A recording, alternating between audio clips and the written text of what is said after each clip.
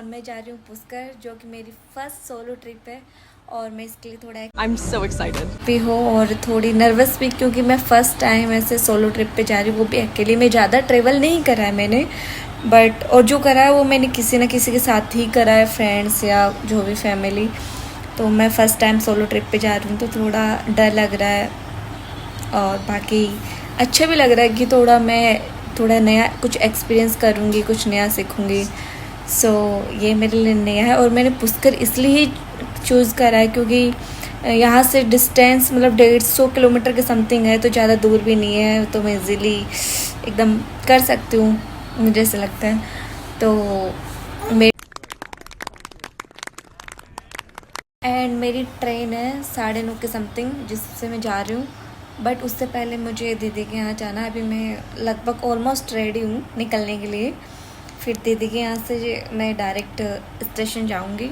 मैं ट्रेन से जा रही हूँ तो ऑब्वियसली जाना ही पड़ेगा।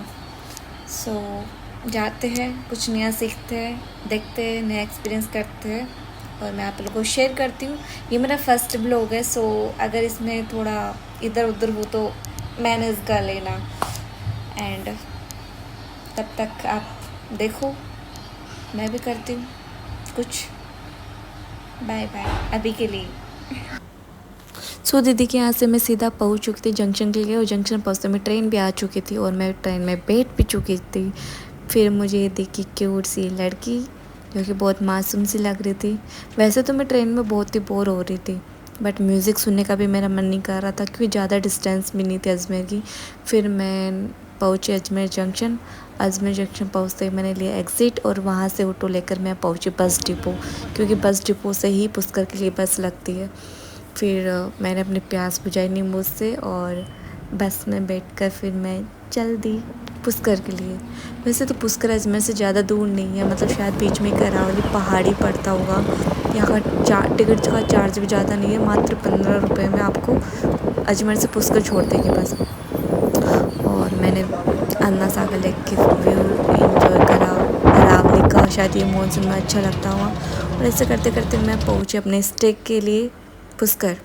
फिर मैंने अपना स्टे ढूंढा, स्टे पहुँची जो कि बहुत ही प्यारी प्रॉपर्टी थी।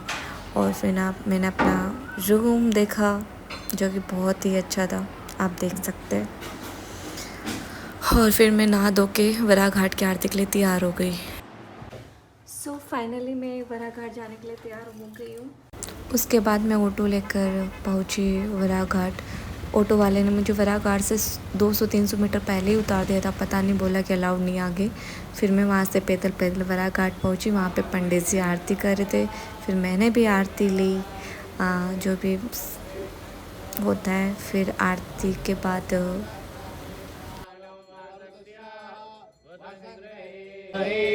पद्मपुष्पाय धीमहि तन्नो श्री ब्रह्म पुष्कर प्रचोदयात्। मंत्रपुष्पाञ्जलिं समर्पयामि।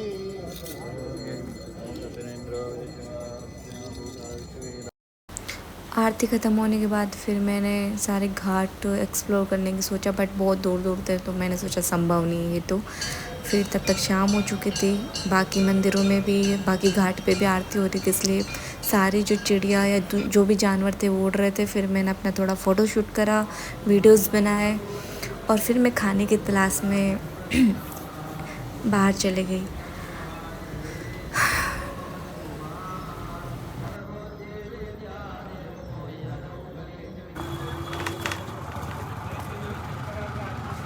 उसके बाद वरा घाट के सामने ये ढाबा मिला था मुझे, जो कि खाना तो एवरेज था। उसके बाद मुझे पिंक सा ऑटो दिखने लगा। हेलो, सो मैं फ़िलहाल हूँ वरा घाट पे और आरती वगैरह हो चुके हैं और मैंने अटेंड भी कर ली है।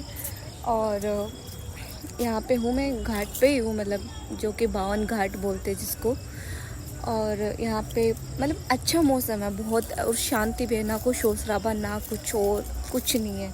मस्त ठंडी ठंडी हवा चल रही है और लाइटिंग मतलब लाइटिंग भी हो रखी है, जैसे सारे घाट पे आपको शायद वीडियो में दिख रहे होंगे लुक।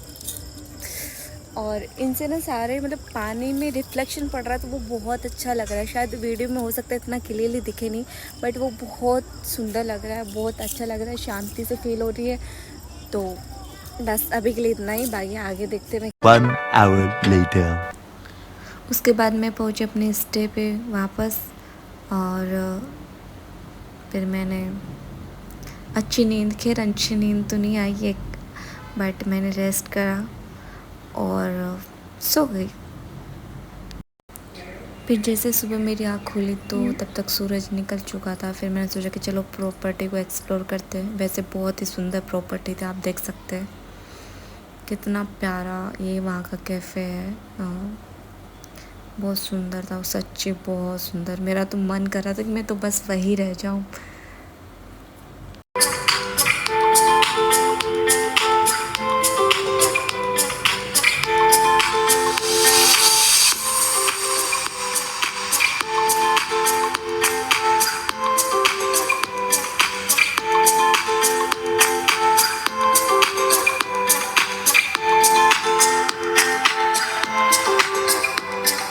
तो आप जब भी कभी भी आओ, आप यहाँ से मतलब दूर है थोड़ा, कैफ़े के लिए दिख नहीं रहा है, बट बहुत सुंदर है।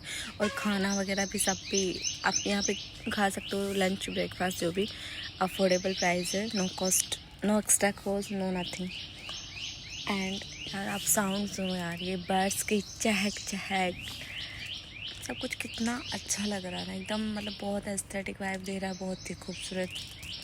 और आप आगे मेरे से इसका स्विंग का लुत्फ़ भी ले सकते हो। सो प्लीज़ आप जब भी कभी आओ, आप यहाँ पे स्टे कर सकते हो। बहुत ही खूबसूरत और बहुत ही प्यारी जगह है। फिर मैंने भी थोड़ी मौज मस्ती करी। मैं अकेली थी इसलिए ज़्यादा मौज मस्ती कर नहीं सकती थी, बट मैं अकेले बॉल के साथ खेल रही थी। फिर थोड़ी देर मैंने ऐसे मस्ती करी, स्विंग करा, और फिर मैं चली गई पुल में। उसके बाद मैं रेडी हो चुकी थी ब्रह्मा जी के मंदिर जाने के लिए और अजमेर आने के लिए भी।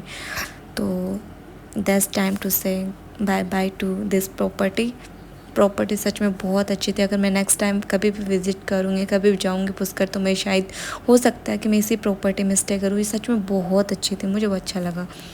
और उसके बाद मैं घाट से होते हुए पहुँची ब्रह्मा जी के मंदिर। वहाँ मैंने दर्शन करे। वहाँ पे फ़ोटोग्राफी, अंदर वीडियोज़ वगैरह अलाउड नहीं थे, इसलिए मैंने ज़्यादा फ़ोटोज़ वगैरह नहीं करी। उसके बाद मैंने लस्सी ली। लस्सी पीने के बाद थोड़ा मैंने ख़रीदारी करी, खाना खाया, नींबू पानी पिया, और मैं घर के लिए मालपुए भी लेके आई थी राम जी की दुकान से। उसके बाद मैं बस डिपो पहुँच कर वहाँ से मैंने बस पकड़ी अजमेर के लिए, और अरावली का व्यू लेते हुए। और ये तो व्यू पॉइंट है जिससे पूरा अजमेर दिखता है, और सच में बहुत सुंदर भी लगता होगा। शायद मैं मतलब पर्सनल साधन हो तो हम रुक सकते हैं वहाँ पे। उसके बाद मैं बस डिपो पहुँची, और बस डिपो पहुँचकर फिर मैंने लिया ऑटो, क्योंकि मुझे जाना था दरगाह। तो ऑटो लेकर मैं दरगाह पहुँच चुकी थी। आप देख सकते हैं कितना सुंदर लग रहा है।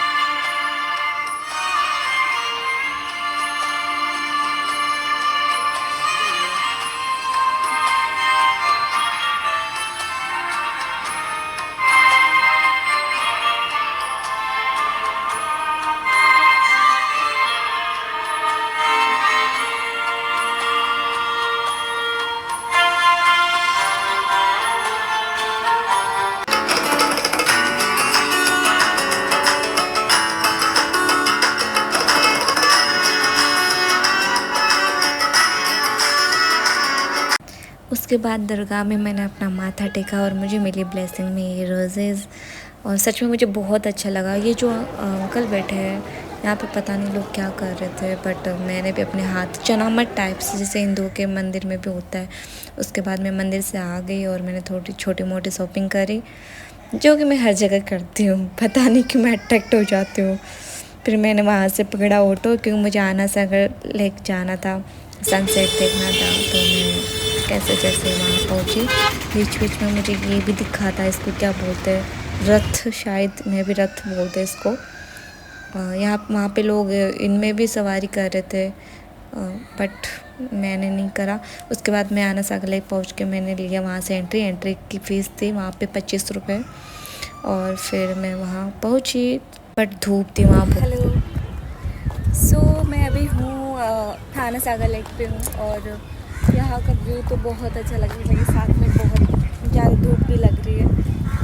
और उसका मैंने फर्स्ट डे विज़िट किया था। मेरे सेकंड डे में मतलब मैंने अर्ली मॉर्निंग ब्रह्मा जी के सावित्री माता के जाके फिर मैं सीधा अजमेर आ गई, क्योंकि अजमेर में बहुत सारे ऐसे प्लेसेस जो मैंने पहले कभी नहीं देखे थे, तो मैंने इन्हीं को एक्सप्लोर करने के चक्कर में मैं अजमेर आ गई। अजमेर आके मैंने दरगाह गई हूँ। उसके बाद मैं सीधा अन्ना सागर लेक आ गई बिकॉज सनसेट एंजॉय करने के लिए। और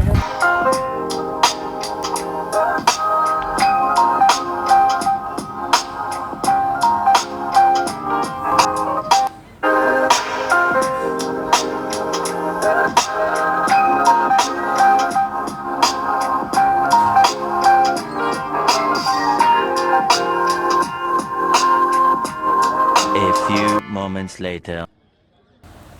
अब सनसेट भी होने वाला था, मतलब ऑलमोस्ट हो गया था। मैं वेट ही कर रही थी कब सनसेट हो और कब मैं बोटिंग के लिए जाऊं और फिर मैं घर जाऊं, क्योंकि मैं बहुत ज़्यादा थक चुकी थी। सो कश्ती में है, लहरों की मस्ती में है, पवन के शोर शोर में चले हम जोर जोर में, गगन से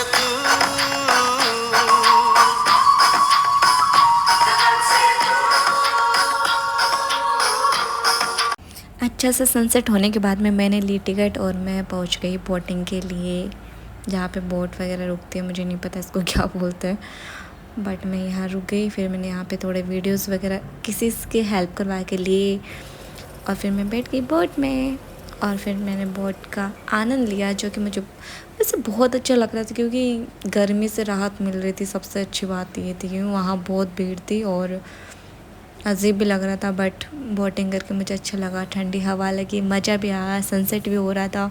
और क्या चाहिए जीवन में, बस यही तो चाहिए, सुकून चाहिए, जो कि मुझे मिल रहा था बस। और फिर मैंने सनसेट को देखा, यार कितना सुंदर लग रहा था यार।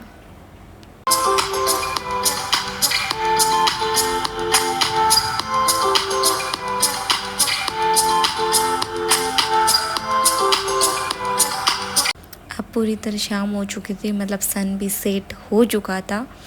फिर मैं वापस आई और फिर मैंने एक दो नज़ारे देखकर फिर मैं पहुंची मित्तल मॉल, क्योंकि मुझे बहुत ज़ोर से भूख लग रही थी। ऊपर से मैंने सोचा कि चलो आ गया तो मॉल भी एक्सप्लोर कर ही लेते हैं।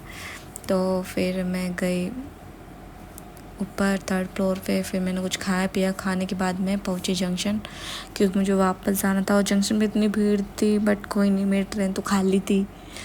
फिर मैं ट्रेन में बैठी और अब तो मुझे बहुत ज़ोर से नींद आ रही थी, क्योंकि मैं बहुत ज़्यादा थक चुकी थी। मेरी नींद भी प्रॉपर नहीं हुई थी पूरी। सो फिर मैं कैसे सब करके निकाला टाइम और मैं पहुंची अपने जयपुर जंक्शन। वहाँ से मैंने कैब बुक करी। कैब बुक करने के बाद मैं पहुंची अपने घर और घर जाके मैंने करा रेस्ट। और thank you so much videos देखने के लिए, शुक्रिया।